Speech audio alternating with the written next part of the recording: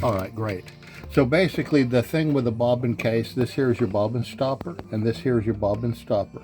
And they hit this little edge right here on the bobbin and it hits this little nub right here on the bobbin case. Okay. So it prevents this thing from rotating. You always want to make sure that the hook, which is the sharp part here, this is the piece that picks up the thread and makes a stitch, is in the 12 o'clock position. But you want the needle out of here. So we're going to turn it around one more whole time. That hook is up top. I take it like this with my finger and I hold it by this back corner. This piece here is at the top. Okay?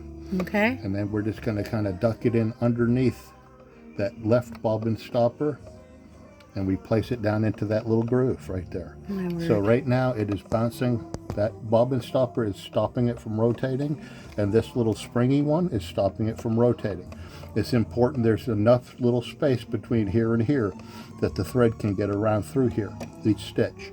To prove to yourself that you've put this in right, you're going to go ahead and cycle through a couple full stitches. If you've put it in right, it won't move, just like it didn't. Because it's sitting in that little edge, that little beveled out part of the hook. We're 100% now.